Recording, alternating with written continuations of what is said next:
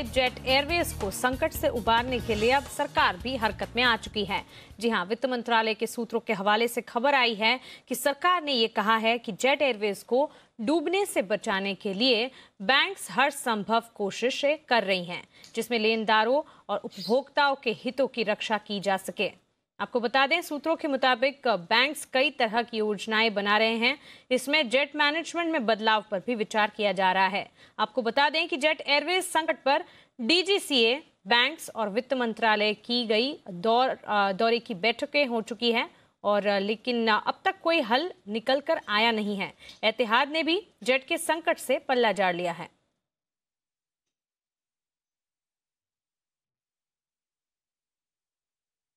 State bank के chairman Rajneesh Kumar ने कहा है कि जेट एयरवेज को बचाने के लिए हर संभव कोशिश की जानी चाहिए।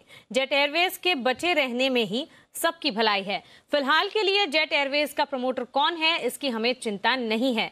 हमारा पूरा फोकस जेट को इस संकट से उबारने में होना चाहिए। We believe that it is in lenders' interest, it is in the country's interest, aviation sector's interest that Jet Airways continue to fly. Last option means that under IBC, a resolution for a service industry like airline is nearly impossible. And IBC means that we are grounding the airline. So we will try till such time we believe that all hope is lost.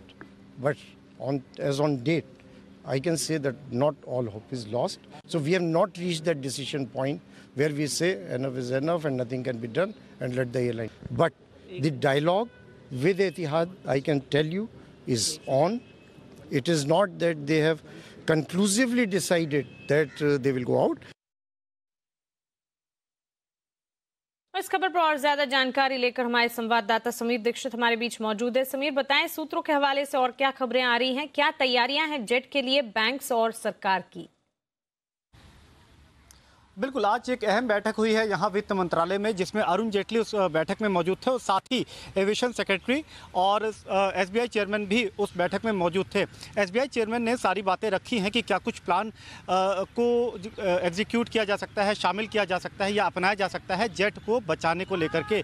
और इस दिशा में जो aviation secretary है उन्होंने भी अपनी तरफ से वो चिंता रखी है कि एविएशन सेक्टर की जो ग्रोथ है उसमें क्या कुछ अड़चनें आ रही हैं। तो इन तमाम मसले पर बातचीत हो रही थी, लेकिन जेट के मसले पर यह बात बिल्कुल साफ हुई है, जहां सरकार ने भी इशारा यह किया है कि जेट को बचाना है, जिसमें बैंकर्स आगे आकर के अपनी अहम भूमिका निभा सकते हैं। तो एक तरीके से सरकार ने बैंक को, पब्लिक सेक्टर बैंक्स को ये कहा है, एसबीआई जिसमें खास तौर पे शामिल है, कि वो एक प्लान को बनाए, एक ऐसा प्लान बनाए जिसमें जेट को बचाया जा सके। साथ ही जो तमाम उससे जुड़े हुए स्टेक होल्डर हैं, जैसे कंज्यूमर हैं, क्रेडिटर्स हैं, इनके भी हितों को ध्यान में रखा जाए। तो कुल मिलाकर के अब एक तरीके से गेंद पूरी तरीके से बैंकर्स के पाले में है कि वो एक ऐसा ठोस प्लान लेकर के आए जिससे जेट को भी बचाया जा सके और साथ ही जो सभी स्टेक होल्डर हैं उनके हितों का भी उसको भी ध्यान में रखते हुए उसका भी बचाव किया जा सके। और इसमें ताज़ा अपडेट ये है कि अपडेट ये मिल रहा है कि ये कहा जा रहा है कि नरेश गोयल के स्टेक को कम किया जाना है। नरेश गोयल का जो स्टेक है फिलहाल 51%, उसको 10% से नीचे किया जाए, 10% से भी कम उसकी हिस्सेदारी हो।